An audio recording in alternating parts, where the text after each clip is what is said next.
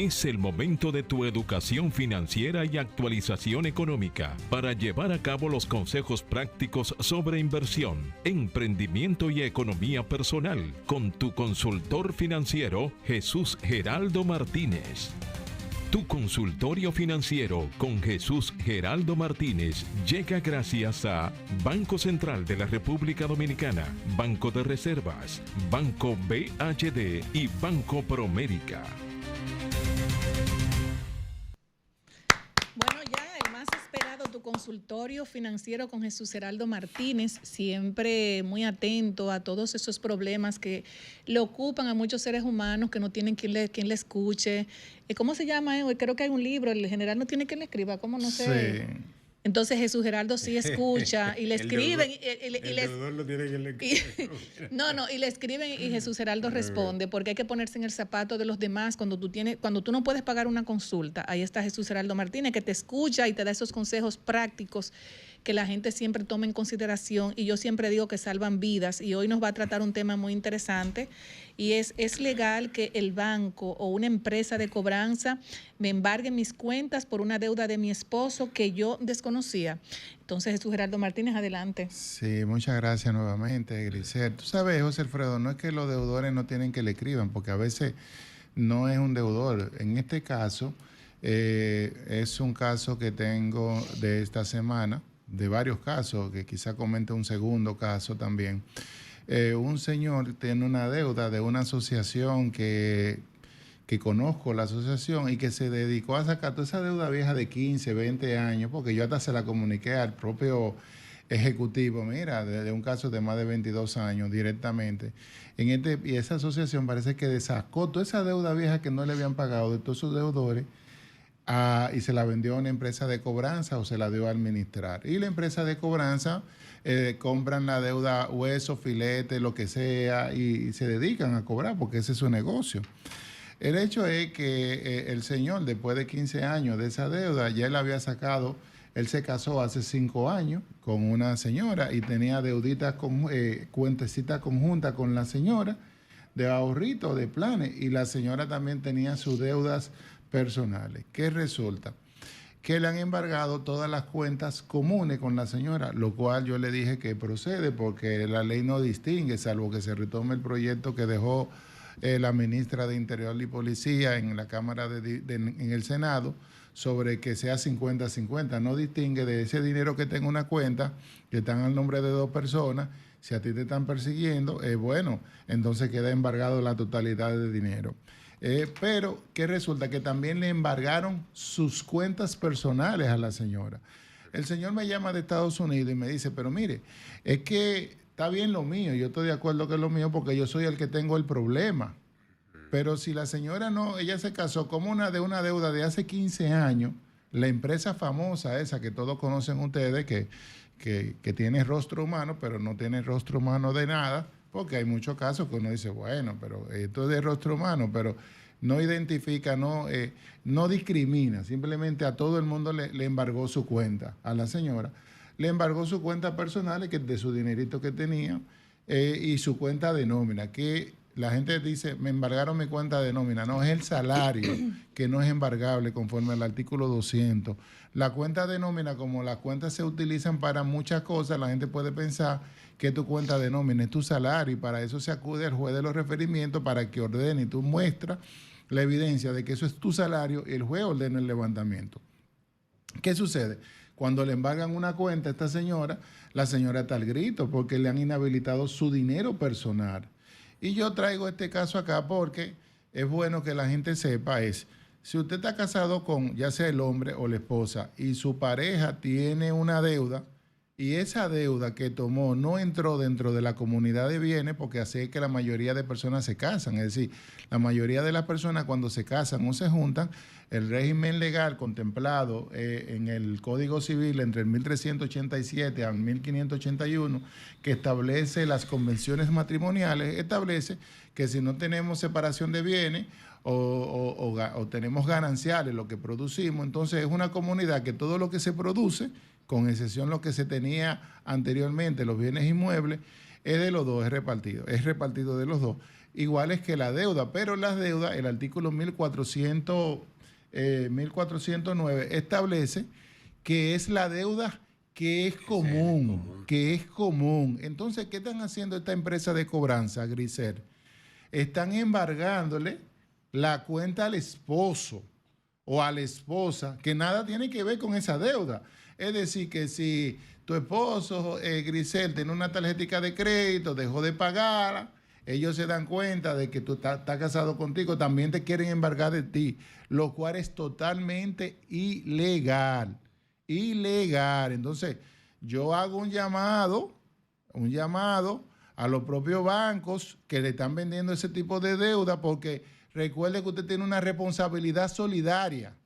Porque si cuando usted le dio ese préstamo a esa persona que quedó mal, usted no llamó a su esposa o a su esposo para que firmara ese préstamo, es decir, y usted se lo dio de que para cualquier compra, porque no verifica, tú puedes decir que lo va a comprar para remodelación de la casa, pero después que te dieron tu dinero, tú haces lo que te dé la gana con eso. Los bancos no verifican a dónde va a terminar ese dinero a nivel de esos préstamos cuando son personales.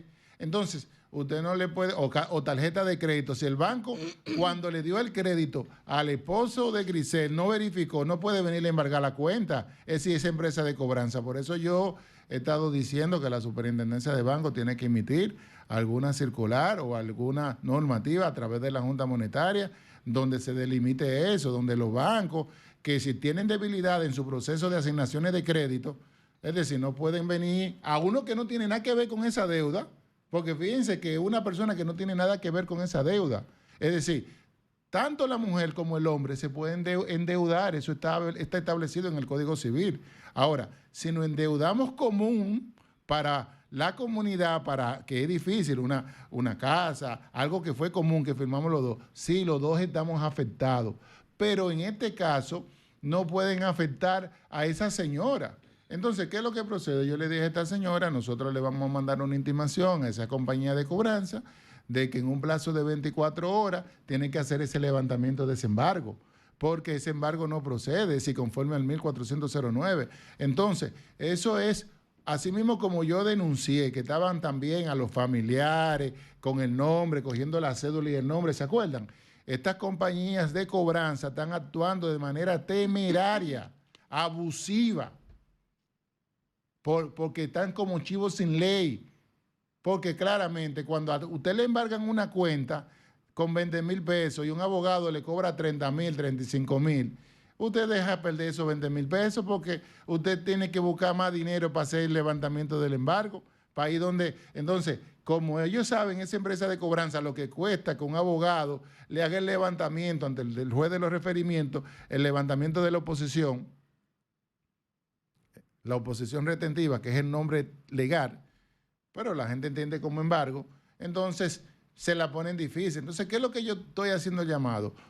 A esas empresas de cobranza, señor, ustedes van a tener situaciones porque ese daño que le están causando a esa señora es demostrable ante los tribunales de la República, de que usted le embargó las cuentas de ella, de una deuda de un señor de hace 15 años, cuando ella apenas tenía 5 años, tiene 5 años. Pero no obstante, si esa deuda el señor la tomó de manera personal, o la señora la tomó de manera personal, sin el conocimiento del otro, usted no le puede embargar, porque tú sabes cuál es el mensaje que está mandando, que la Superintendencia de Bancos va a tener que emitir una circular a los bancos, y eso va a limitar el crédito. Ahí los bancos van a gritar de que si usted le va a dar un crédito a una persona casada, tiene que ponerle a firmar una hojita diciendo que la otra persona tiene conocimiento y que ese dinero o ella individual o entra en la comunidad.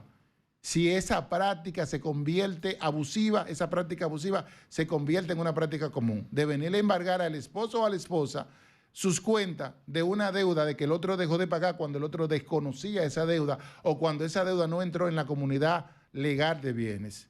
Entonces, estamos haciendo un llamado a los bancos de que tienen que aplicarle un código de conducta de ética a esas empresas de cobranza, porque al final ustedes también tienen una responsabilidad solidaria en eso, en esa violación de derechos. Y la gente, como no conoce, José Alfredo, mira cómo está ahí. Entonces, mira, el proceso legal que conlleva eso. Entonces, no es con excusa, porque a veces los bancos te quieren pedir disculpas. No es con disculpa el daño, porque cuando tú te atrasas tú le cobras. Bien, entonces, ese es el primer punto. Es decir, es ilegal, totalmente ilegal, que a la pareja, a la pareja le embarguen la cuenta por una deuda que dejó de pagar su esposo o su esposa si no entró en la comunidad de bienes, en la comunidad legal de bienes, conforme al artículo 1409 del Código Civil, establecido desde el 1884. Es decir, que la mujer tiene derecho a endeudarse de manera propia, independiente, igual que el hombre. Es decir, porque la mujer lo puede hacer. Entonces, no pueden, esa práctica, cualquier persona que le esté pasando eso, que se comunique conmigo por vía WhatsApp, 829-484-5555. Vamos a poner en mora a esos abogados, a esas empresas de cobranza, para que demuestren, y si después quieren demandar en daños y perjuicios, tienen que llevarlo. Es la única forma de que esa práctica se cree en la jurisprudencia, para desterrar esas prácticas temerarias de estas empresas de cobranza que están actuando como chivos sin ley en la República Dominicana. Jesús, porque él hace 15 años tenía la deuda, pero ella se casó sin conocimiento. Hace 5 años. Pero o sea, no que importa. ella ni siquiera conocía. No conocía, por eso mismo. Otro punto importante que quiero traer, ustedes como cuando decía en la introducción, cuando un indicador para mí de que la cosa no va bien es cuando empiezan a llamarme mucha gente o escribirme, hacerme consulta, de que están siendo llamados por empresas de cobranza. Yo he dicho aquí que cuando usted tiene una deuda, tiene atraso, es mejor negociar dentro del banco, sincerizarse, llegar a un acuerdo de reestructuración, que mucha gente no sabe que tiene la oportunidad de llegar a un acuerdo de reestructurar esa deuda por falta de educación financiera o porque no se promueven estos tipos de mecanismos que están incorporados en el reglamento de evaluación de activos, que es la refinanciación o reestructuración de deuda. Entonces, ¿qué sucede? Que ya los bancos tienen en tarifario, y se lo voy a decir, usted tiene una deuda y la deuda pasó a vencida o la castigó el banco. Castigó es que la provisionó completa, la pagó y se la vendió a una empresa de cobranza o de abogado o se la dio a administrar. ¿Ustedes saben cuánto tienen en los tarifarios los bancos ya eso ya contemplado?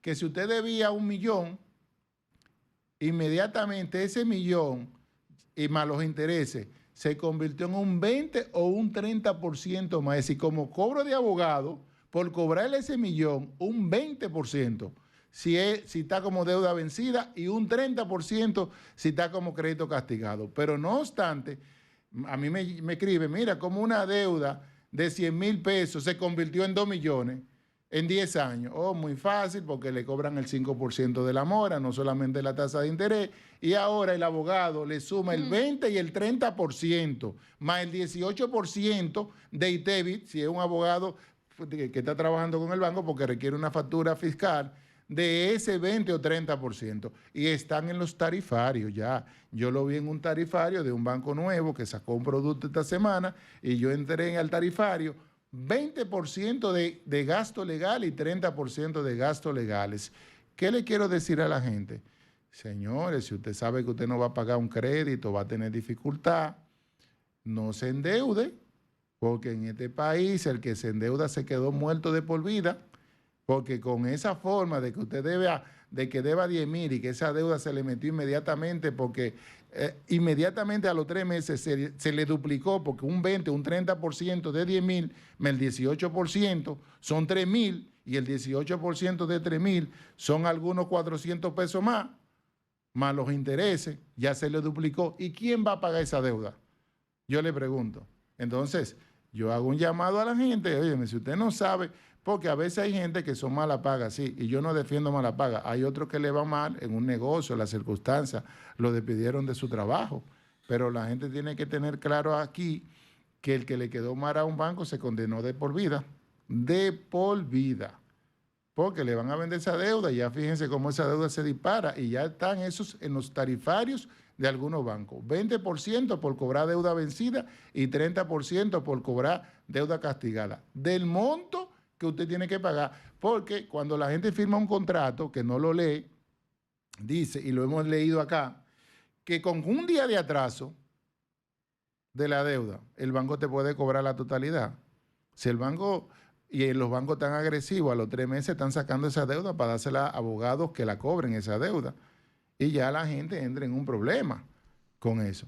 Claro, estamos diciendo aquí, desde el punto de vista, mi consejo a todo el mundo es que pague, que se evite llegar a un esquema de abogados porque ya son un 20 o un 30%. Y ahí no hay regulación porque es muy fácil, los bancos ya se salen de la sombrilla de la superintendencia de bancos. Desde que un banco saca una deuda para un abogado o la castigó, ya se salió de la sombrilla de la superintendencia de bancos. Ya esa persona no puede ir a prousuario porque el prousuario le va a decir, no, que ya esa deuda no está en el banco, y ese 20 o 30% no podemos hacer nada. Y si va a proconsumidor eso está ahí, eso aparece y se escucha, y ustedes saben, ahí no hay respuesta para nada en esa parte. Es una debilidad que hay que fortalecer, pero es un tema también de ley, de cómo es una buena ley, pero una ley sin sanciones, sin mecanismos que pueda ser pro consumidor y con muchas oportunidades de mejoras. No sé si vamos a una pausa, Romer, y cuando regresemos entramos con los teléfonos y entramos con la pregunta, Grisel. Así es. Comunícate 809-540-1065. 1-833-610-1065 desde los Estados Unidos. Sol 106.5, la más interactiva.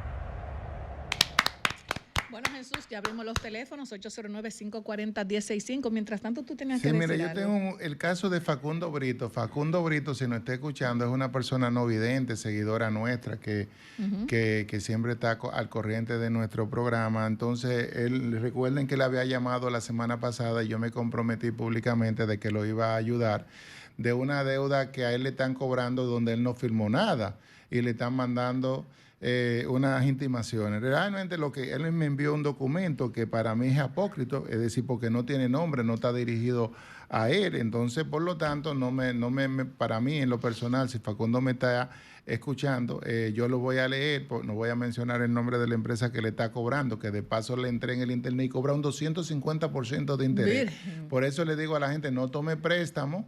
Es decir, la gente se queja de los bancos, y hemos hablado, pero los bancos siempre usted va a tener siempre más derecho dentro de un banco que dentro de una cooperativa o estas empresas que prestan dinero, porque ahí no hay un margen no hay una protección efectiva a los usuarios de los servicios financieros. Entonces, mi recomendación siempre a la persona, trate de ir a los bancos por la vía que usted pueda, o búsquese un garante. Entonces, a él le mandan esto de una financiera del departamento legal. Primero, estimado cliente, pero no dice que es Facundo Brito, por lo tanto no me merece una respuesta.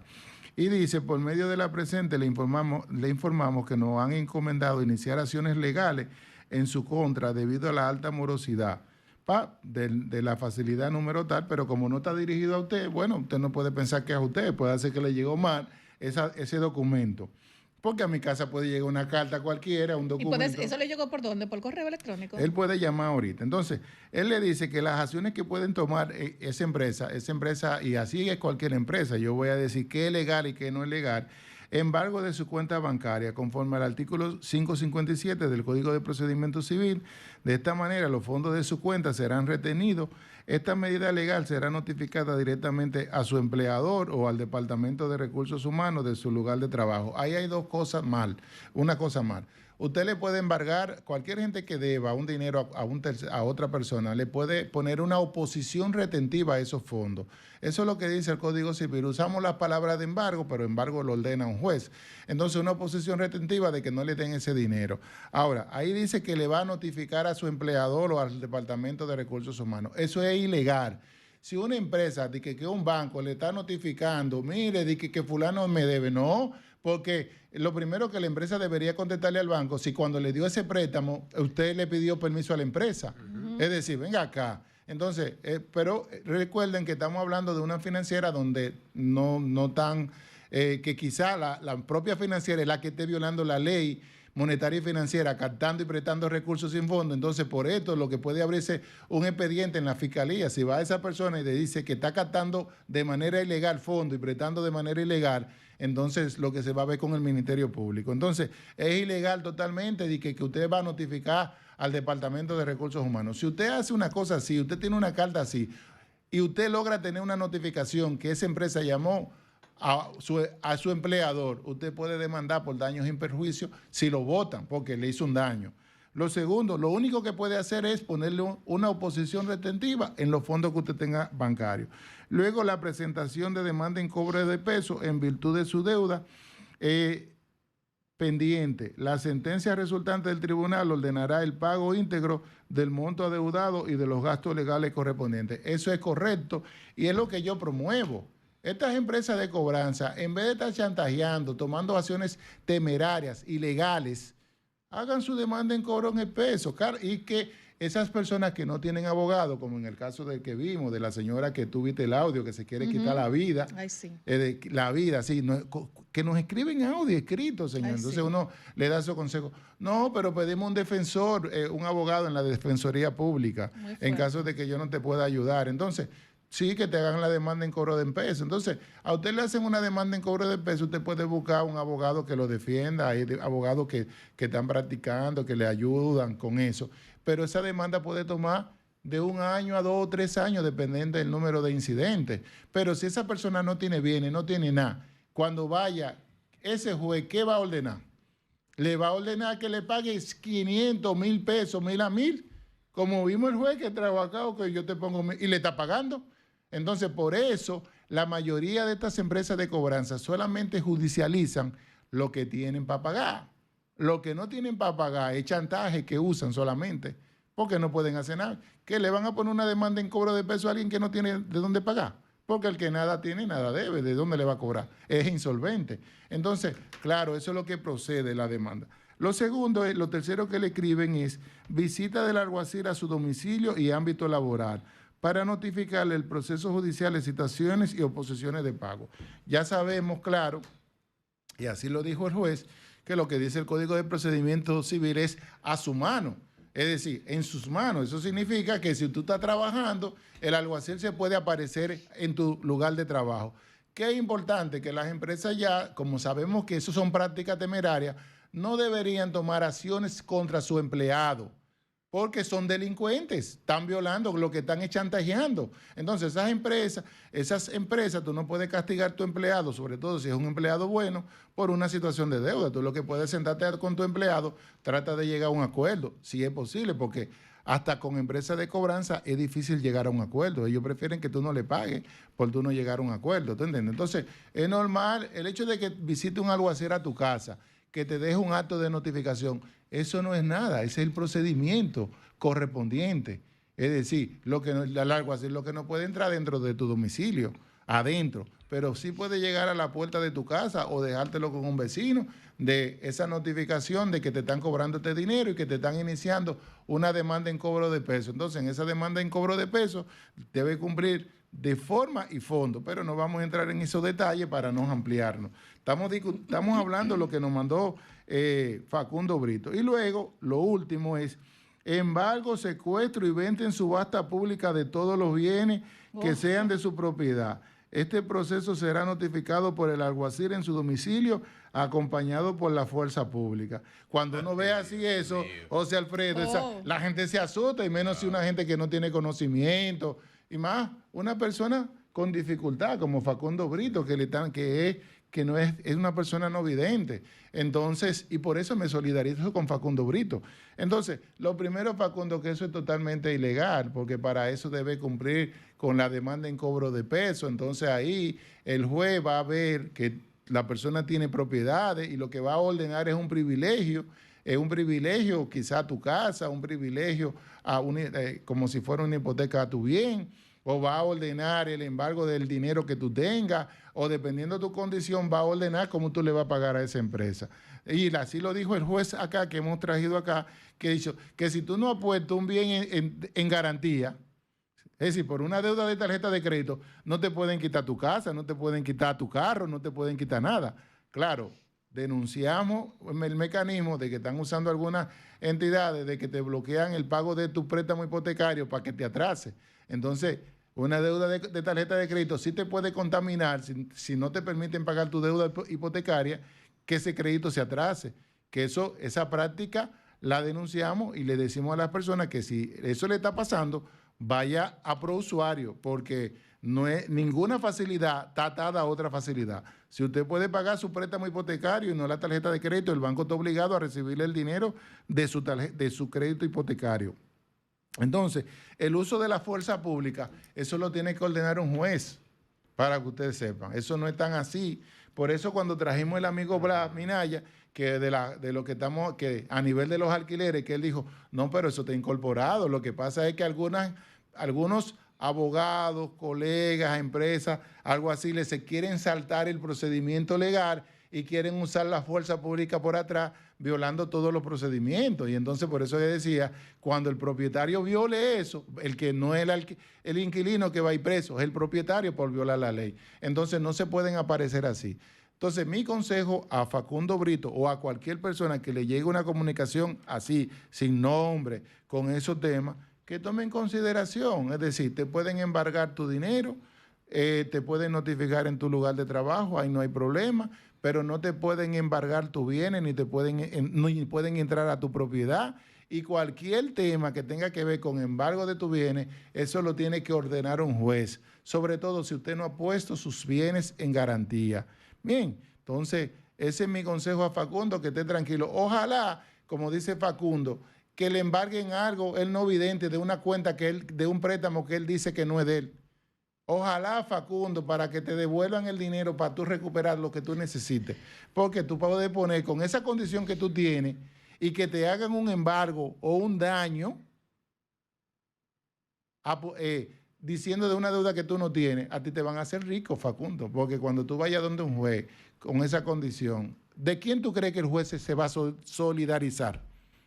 Del más débil, porque es un daño que te están haciendo. Entonces, de modo, Facundo Brito, que tú tranquilo con ese tema, siempre y cuando, como tú has dicho, esa deuda tú no tomaste ni firmaste nada de esa deuda. Pero lo raro del caso es que el documento ni siquiera va dirigido a él, por eso. Porque hay personas que le han mandado por correo, Jesús, documentos así, sin nombre y sin nada, y son cuentas de esas, ¿cómo se llama? Phishing. Sí. Para poder sacar datos, que tú llames por teléfono, pedirte dinero, y hay que tener mucho cuidado con eso. Muy bien. Y es igual cuando mire, yo aquí bloqueé 2 números, de un bien que usted vendió, que no le dio nada. ¿Qué hice yo? Pero con mal escrito, con falta ortográfica. Correcto. Bloqueé ese número. Yo no le voy a contestar un número que yo no conozco. Es correcto. Y después otro número ahí. Entré al perfil, vi el perfil y borré eso, porque si es una gente de una cárcel que me está escribiendo. Es correcto. Entonces, yo lo que le digo a la gente, oye, si usted no está, los correos que usted no conozca, los números que usted no conozca, las cartas que le manden, que usted no tiene que responder eso. Exacto, usted la borra o la saca del mercado, como dicen. Bueno, no sé si vamos a la pregunta, abrimos los teléfonos, Romer, recuérdalo nuevamente y entonces vamos a la pregunta. Vamos a abrir los teléfonos 809-540-1065, mientras ustedes se comunican con nosotros, vamos a leer las preguntitas que son Dice muchas. Facundo Brito no está llamando, que nos llame. Jesús, son muchas preguntas. Vamos a iniciar por la primera, en lo que entra la primera. Y eso llamadita. se quedaron muchas largas. Así mismo. Dice la primera, ¿es obligatorio aceptar los cambios de tarifas que me envía el banco por correo electrónico? No es obligatorio, primero porque el reglamento de ProUsuario establece que los bancos con 30 días de anticipación, si te van a aumentar la tasa de interés o te van a hacer algún cambio en los tarifarios de servicio, te lo deben notificar, de modo que tú tengas 30 días para cancelar ese servicio. Ahora, si pasaron los 30 días y usted no canceló ese servicio, ese aumento de tasa, o no está de acuerdo con esos nuevos aumentos tarifarios, usted simplemente a los 30 días usted cancela ese producto y no es obligatorio. Pero si después de los 30 días que el banco le notificó, es obligatorio que usted lo acepte. La segunda pregunta dice, ¿qué derechos tengo si me debitan un seguro que yo nunca autoricé? Eso puede pasar porque ustedes ven muchas apps vendiendo seguro y temas de seguro y la Superintendencia de Bancos en ProUsuario ha hecho un buen trabajo con eso y también esa práctica ya se ha desterrado mucho de que anteriormente los bancos llamaban con una voz, sí, yo autorizo, usted quiere un seguro y la gente sin saber lo que le estaba pidiendo decía que sí y ya con eso, entonces la Super le pedía las grabaciones, tráeme las grabaciones, pero si eso le pasa, usted va a ProUsuario. Primero le hace la reclamación al banco. Si el banco en 30 días le declina la reclamación, entonces usted va a ProUsuario y la superintendencia de banco le va a ayudar con la resolución de esa situación. La próxima pregunta dice, ¿se puede reclamar si el banco comete un error al reportar mi deuda al buró de crédito? Claro, yo personalmente lo he hecho en diferentes instancias. Eso pasa, señores, los bancos son humanos los que operan los bancos y los bancos tienen muchos errores. De hecho, he hecho artículos y de una vez aquí dije que los bancos deberían compensar a los clientes cuando le dañan su historial crediticio y eso está contemplado en la ley 172-13.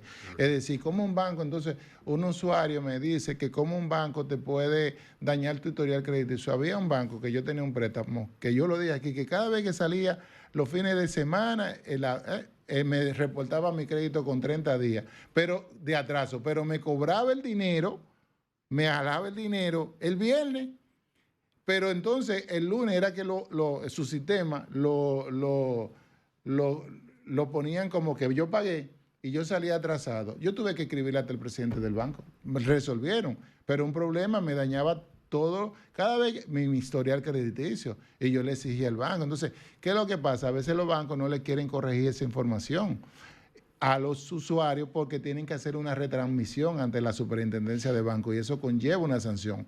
Entonces, por eso yo le digo a los usuarios, si usted tiene una información mala del banco, que el banco le reportó una información mal, vaya a ProUsuario para que ProUsuario le exija al banco corregirle esa información, que el banco haga la retransmisión en la superintendencia de banco y la superintendencia de banco le ponga su sanción. Porque lo que no es igual no es ventaja. Si los bancos tienen derecho, cuando tú te equivocas, tú le tienes que pagar al banco. Cuando el banco se equivoca, como no te puede pagar a ti, que pague su sanción en la superintendencia de banco. Claro, siempre y cuando usted demuestre de que esa información que el banco le reportó en el buró de crédito es incorrecta. Próxima pregunta dice, ¿qué pasa si me depositan un cheque y el banco me lo retiene más de 5 días hábiles? Bueno, ya eso no está pasando, pero puede pasar, porque aquí ya yo sé que pasa de todo. Ya anteriormente yo tenía mi duda con algunas preguntas, algunas cuestiones, pero luego de la vivencia que estoy teniendo semanal, y tú, Grisel, que los ves así, el banco lo que tiene es que simplemente si el devolver el endorso del cheque al librador del cheque o al que depositó el cheque. Próxima pregunta dice, ¿cómo puedo saber si un cajero automático es seguro antes de usarlo? Claro, mire, lo primero que yo le digo a las personas, vaya a cajero donde van mucha gente, eso es donde en plaza. Lo segundo es fijarse de que no hayan, que usted entró su tarjetica, porque que no haya un aparatico que esté externo, porque si usted ve algo que sale que no es normal de eso, que sale, entonces no entre su tarjeta porque se la van a clonar inmediatamente. 809-540-1065, que nos estuvieron llamando, haga su llamadita nuevamente. Jesús, estás atento en lo que leo la próxima pregunta. Dice, ¿qué implicaciones tiene firmar una línea de crédito automática sin leer bien el contrato? Bueno, que si usted firmó y se la desembolsaron la línea de crédito, usted tiene que pagar los costos de esa línea de crédito. Esas son las implicaciones. Si usted firmó y le desembolsaron la línea de crédito, pero si ustedes no se la desembolsaron, no tiene ninguna implicación. Claro, en las líneas de crédito algunas tienen sus costos y si usted tiene de un 2%, de un 4%, hasta de un 6%, y si usted la firmó, le van a cobrar ese 2 o 4 o el 6% de la línea de crédito, es decir, que no tiene nada que ver con el desembolso. La próxima pregunta dice, ¿puedo exigir que una entidad financiera me entregue copia firmada de todos los documentos que firmé? Claro, y la superintendencia de banco lo comentamos en noviembre del año pasado, del instructivo de ProUsuario, de que la superintendencia de banco le ordenó a los bancos darle no solamente copia del contrato, de todos los documentos que usted firmó, sino también explicarle en 2 hojitas todo.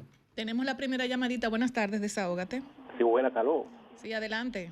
Sí, mire, señores, pero si eso es con el señor Facundo, ¿verdad? Que es una persona, él es no vidente, ¿verdad? Sí. No vidente. Entonces, si eso es con él, que sin firmar nada, lo obligan a que pague eso es un robo a la clara. Entonces, esas compañías de cobro compulsivo, lo que le induce a la gente es a una depresión que se van a tirar del puente. Yo tengo entendido que la ex diputada, Farideh Raful, como que tenía un proyecto de ley con eso. O sea, aquí los diputados deben de trabajar en eso, porque es que porque también hay mucho abuso. Totalmente de acuerdo Bueno, que contigo. tú has hablado bastante de esa parte. Tenemos la próxima pregunta. ¿Qué hago si el banco rechaza mi cédula por vencimiento, pero la Junta Central Electoral la tiene vigente? Bueno, los bancos no deberían rechazar la cédula por vencimiento, sobre todo porque la Junta emitió una resolución. Lo que sí la rechazan fuera de aquí es decir, si usted quiere utilizar su cédula para cualquier afiliación, tiene que usar su pasaporte porque no nos permiten usar la cédula vencida fuera del país. Fuera de este país, esa cédula que tenemos nosotros no sirve para nada porque está vencida. La próxima pregunta dice, ¿un banco puede negarme a abrir una cuenta si tengo un proceso judicial pendiente? Puede hacer porque quizás dentro de la política de clientes, de aceptación de clientes que tenga el banco, puede hacer que pueda decidir que clientes con procesos judiciales no quiere aceptarlo como cliente. Recuerden que los bancos tienen su política de aceptación de clientes y pueden aceptar los clientes que ellos consideren y que quieran. ¿Puedo grabar el proceso de apertura de un préstamo para protegerme legalmente? Bueno, eso bueno. Yo realmente no sé, eso debería, si el banco no tiene esa política, ¿por qué tú vas a grabar eso? Al menos que tú sientas que el banco te va a engañar. Es así. Porque tú tienes, las personas le van a dar copia de toda la documentación. ¿Es posible que un banco me embargue un inmueble por una deuda menor? Claro, y eso uno puede decir que no, pero yo le voy a decir el caso que está pasando. Legalmente no, pero es posible, porque fíjate que el banco, una deuda de tarjeta de crédito, como lo que denunciamos y escribimos acá, tú tienes la tarjeta de crédito atrasada y el préstamo hipotecario al día. Entonces, ¿qué están haciendo los bancos? Algunos bancos, no todos, al menos y tenemos las pruebas de eso.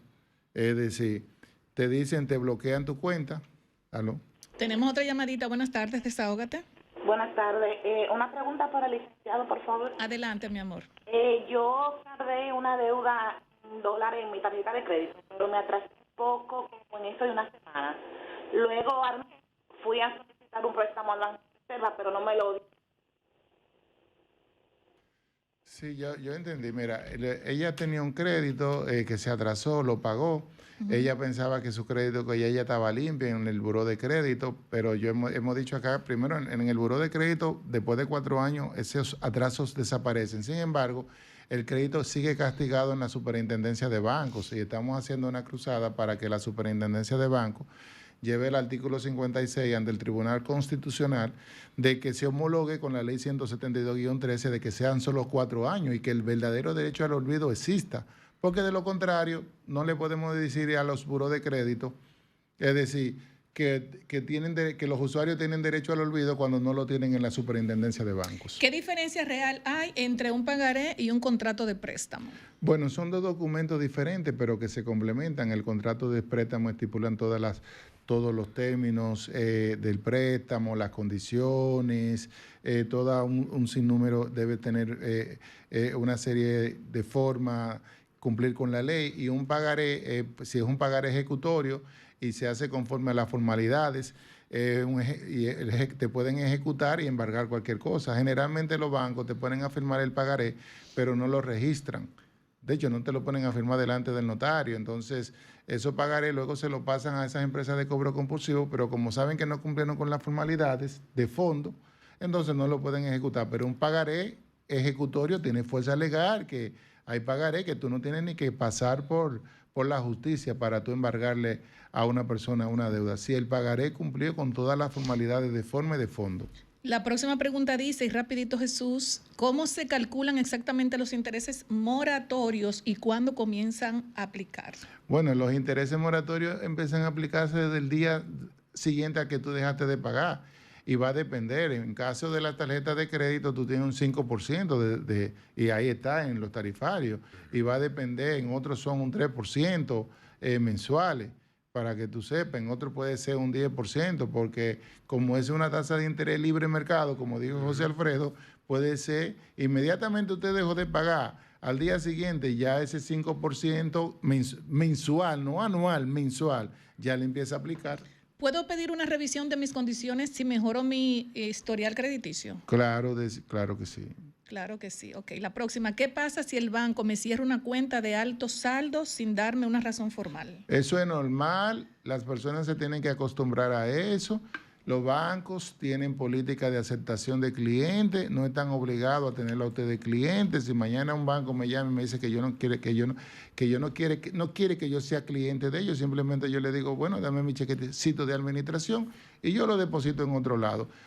Sí, porque ¿qué es lo que sucede? Que los bancos evalúan el perfil de riesgo del cliente y si hay clientes que no pueden demostrar toda una cantidad de dinero que tienen en ese banco, todos esos depósitos, entonces, ¿qué es lo que hace el banco? Lo más saludable es cerrar esa cuenta y quitarse ese problema de encima.